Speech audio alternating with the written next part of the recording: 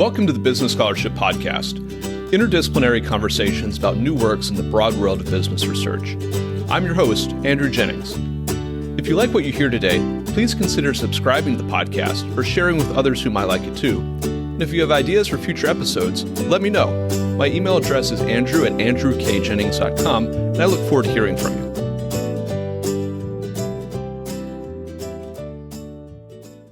Our guest today is Guha Krishnamurthi, Associate Professor of Law at the University of Maryland. We'll be discussing his new paper, Title VII and Caste Discrimination, which was recently published in the Harvard Law Review Forum. I'll add a link to the paper in the show notes for the episode. Guha, welcome to the Business Scholarship Podcast. Thanks so much for having me. This is so great.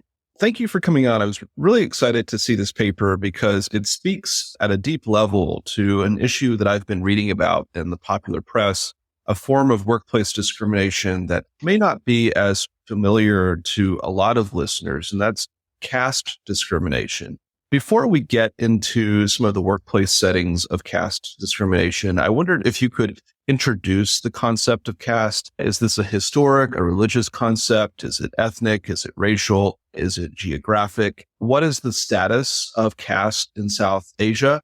And could you give us just a little bit of an overview of this concept? The caste system is usually referring to the South Asian caste system. And you've pressed on some really important questions about it. Is it historical? Is it religious? And the answer is, it seems to be both. It's a controversial sort of question. What comes first? Is it religious connections, or is it connections with the underlying culture? And as a result, scholars have found defining the caste system in particularity, the South Asian caste system, really difficult. Usually there are a few core features that kind of make up the caste system. One is there's hereditary transmission and endogamy. Two, there are strong relationships with religious and social practice interaction. Three, there's strong relationships with concepts of purity and pollution. And finally, there's a hierarchical ordering. That hierarchical ordering can be rather complex, but it occurs through perceived superiority of dominant castes over oppressed castes. There are hierarchies of occupation associated with caste, and there's discrimination and stigmatization of oppressed castes.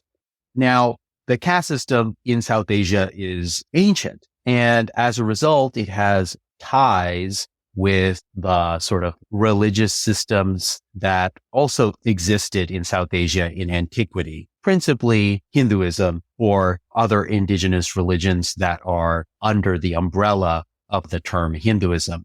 But one thing we have seen in South Asia is that the caste system has found root in all of the religions in South Asia, including in Islam and in Christianity and in Sikhism. So we have the South Asian caste system really manifest in all of the religious traditions that are in South Asia. You say that this is a really ancient practice. There's a long provenance of this practice. To what extent is it still practiced today in South Asian countries? And is it also found, or is it also practiced in the South Asian diaspora in the United States? One big feature of the Indian independence and Indian constitutionalization movement was a concerted effort for the eradication of caste. The Indian Constitution was drafted by B.R. Ambedkar, a caste reformer. So a big feature in the Constitution was an article to eradicate caste. Nevertheless, we see that the caste system is so strongly embedded in cultural and religious practice that we see that it has endured, and we continually see caste discrimination crop up in South Asia. I was speaking about India in particular, but the caste system and caste discrimination are found in Pakistan, Bangladesh, Sri Lanka, and Nepal to various extents. And we will often see stories in the news about discrimination against Dalits, whether it be in employment discrimination, housing discrimination, or even stories where Dalits are not allowed to bury their dead and they're not allowed to conduct a funeral, and there will be some kind of protest as associated with that. So we do see caste discrimination come up in India quite frequently, even though there's been a concerted effort to eliminate caste. As for the diaspora, caste discrimination does exist in the diaspora. The extent to which it exists is controversial. There have been dueling surveys that we can talk a little bit more about the extent of discrimination in the diaspora. But what we are seeing from the testimony of individuals that belong to oppressed castes is that they do experience caste discrimination. And so I think it's incumbent on us to really be vigilant and take their claims seriously.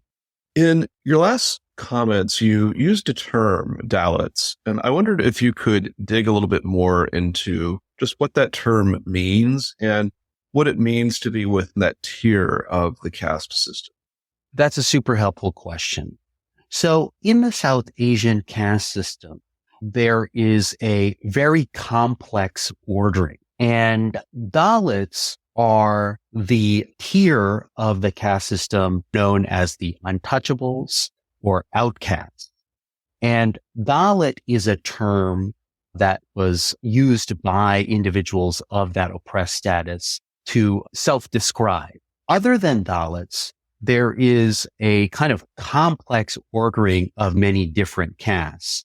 Those have often been lumped together in 4 categories: Brahmins, a priestly class; Kshatriyas, a sort of warrior ruling class; Vaishyas, a merchant class; and Shudras, a menial labor caste. Now, as I alluded to, the actual ordering of the caste system transcends these 4 categories. There are thousands and thousands of castes, and how they relate to each other, how they are ordered, is contested and very difficult to figure out. But one thing is that the Dalit tier, these outcasts, and these Dalits were usually part of professions that were considered ritually impure. For example, butchering, cobblering, provision of funereal rites. These castes, members who belonged to these sort of outcasts, they were called untouchables because dominant caste individuals viewed them as impure and that touching them would result in pollution, which was just a horrible state of affairs and really terrible stigmatization and oppression. The thing that drew me to this paper is the setting of caste discrimination in the workplace in the US. I think that's perhaps the intersection for a podcast about business. I wondered if you could talk about how caste discrimination or how caste itself might manifest in corporate America, and how big a problem is it? That's a great question. We saw this come out through a case involving Cisco Systems, in which an employee, Dalit individual, a John Doe plaintiff, alleged that he had been discriminated against by his managers as a result of his caste. He said that he had been denied working on projects, and when he raised the issue that he was retaliated against by his dominant caste manager. And afterwards, we saw a number of individuals, including in a Washington Post story, come out and say that they had experienced similar kinds of discrimination based on their caste. The extent of the problem is difficult to figure out. So Equality Labs put out a survey that actually showed that a number of individuals of Dalit and oppressed status in the caste system had experienced caste discrimination in the workplace and in housing and many other arenas of life. Then the Carnegie Institute put out a survey, and they showed markedly less caste discrimination experienced by Indian Americans. But even that survey showed a significant amount of discrimination, especially if you read through the lines, by oppressed caste individuals. I wonder if it would be helpful perhaps to translate or to analogize caste discrimination to forms of workplace discrimination that are perhaps more familiar, that are already represented in workplace discrimination and harassment policies and efforts to combat that discrimination. So I wondered if we could talk a little bit about how caste discrimination might intersect with other forms of discrimination, like racial or ethnicity or national origin, religious discrimination. How should we be thinking about those potential intersections? Yes, I think one way of thinking about it first is just to talk out a kind of example of caste discrimination in the workplace. One sort of prototype of discrimination that I have heard about from attorneys thinking about bringing these cases or individuals who have experienced this kind of discrimination is an individual is in the workplace and another employee or manager determines what their caste is through sort of cultural markers or perhaps in the course of discussion, and then spreads rumors about this individual, suggesting that they are incompetent, not good at their job, or just outs them as belonging to an oppressed caste, which then reverberates with other employees who may have the same kind of biases. And another kind of thing that happens is, as we mentioned before, India has taken concerted efforts to eradicate caste and to remedy and rectify historical caste discrimination. One way it has done this is through essentially an affirmative action program in employment and government employment and higher education in India that is sometimes referred to as reservation. This includes quotas for oppressed castes. And one form of discrimination that I think we're seeing in the workplace, especially in the tech sector, is when an individual from an oppressed caste went to a prestigious institution. For example, the Indian Institutes of Technology, which are very prestigious engineering institutes in India, their accomplishments may be denigrated as though they were a reservation admit, that they had gotten in only because of this affirmative action program. And we can think about that analog in our sort of American experience. If someone said of an individual who's of a disadvantaged minority, perhaps they're Black, they said, oh, they only went to that Ivy because of affirmative action. If you said that in the workplace, I think it would be pretty clear that would be an instance of racial discrimination. And similarly, to denigrate somebody's achievements who belongs to an oppressed caste as only because they were a affirmative action or reservation admit, I think is similarly wrongful discrimination that should be rectified in the workplace. You mentioned that you've spoken with some attorneys who have considered bringing cases around caste discrimination. So that might lead to the question, is caste discrimination illegal in the United States? After all, the term caste or the concept caste isn't expressly mentioned in the typical civil rights statutes like Title VII or state level equivalents. How should we think about the legality or the illegality of caste discrimination in this country? This is the paper that I co-authored with Sharanya Krishnaswamy, arguing that Title VII does have the textual resources to recognize caste discrimination. And as Title VII has some particular terms in it, including prohibits discrimination based on one's race, color, religion, sex, or national origin. In our paper, we argue that race and national origin are capacious enough to include caste, and depending on the facts of the particular case, so might religion. let me take what I think is the strongest argument first. That's race. And you might think, is caste race? And this is a scholarly question that has, again, raised a lot of controversy and it's contentious. I think race and caste aren't super closely related. That is our sociological concept of race. Caste likely transcends race in South Asia, goes past different racial categories. There's not a clear sort of association between race and caste. That said, in the context of Title VII, race actually means something more like ancestry or heritage.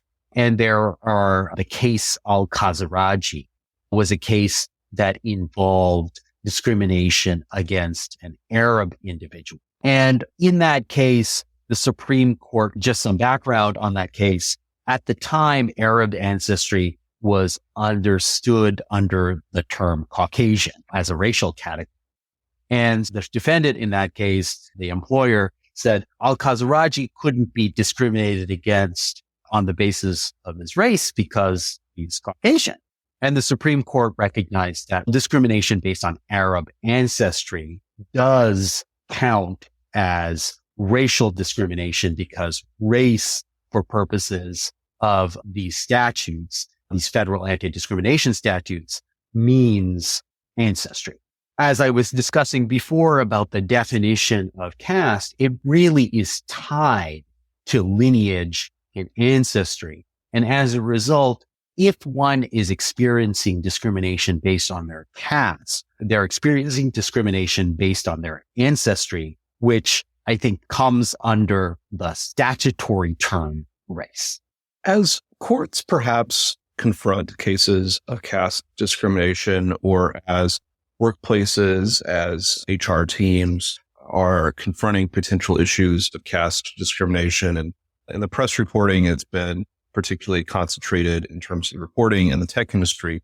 As these institutions are confronting a new form of workplace discrimination, what advice do you have for how they should approach their own efforts to get smart about the issue and to address the issue?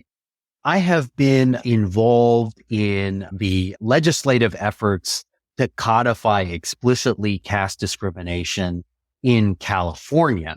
So that's another avenue of protecting against caste discrimination through a legal regime. It's now likely to be explicitly part of California's anti-discrimination statute. Even though I've made arguments that both California and federal law probably already cover caste discrimination, it was still important to explicitly state that caste discrimination was covered because of the societal education, right? The benefits that people now know of this form of discrimination, which may have escaped their attention before. My biggest piece of advice to HR professionals and companies is to recognize that there is this form of discrimination that might have been under the radar before, and to be vigilant of the ways in which that discrimination can manifest. To educate oneself about that, we really have to listen to individuals who've experienced those forms of discrimination, and to listen to employees. A standard way of doing this is to have company-wide meeting that says, look, we have this form of discrimination that's newly in the statute. We need to be vigilant about how to protect against it. And if you are experiencing that form of discrimination, please tell HR. And that can generate a sort of investigation of the facts in particular cases of discrimination, but also just educate others to be vigilant for their colleagues, to make sure that their colleagues are protected in the workplace. What key takeaways would you like listeners to have from this interview and from the paper? I think the main takeaways are that there is this form of discrimination that has escaped much of our attention, and that it is present in the United States to some extent.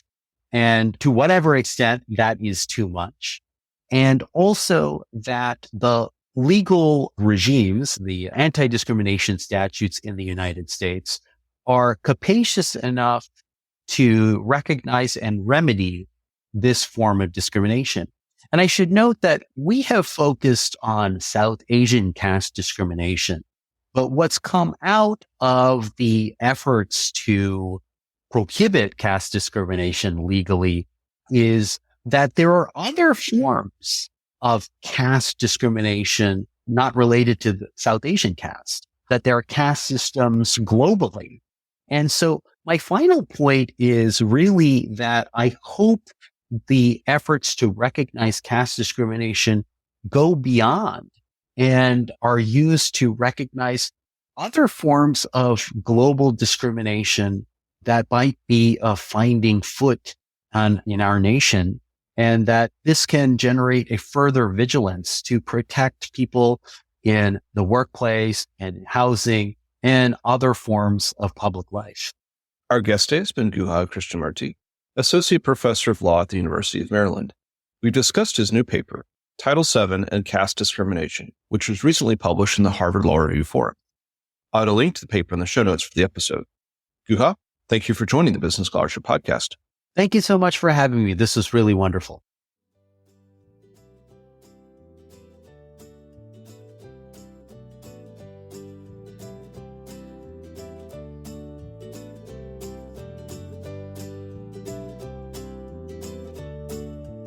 Thank you for listening to another episode of the Business Scholarship Podcast.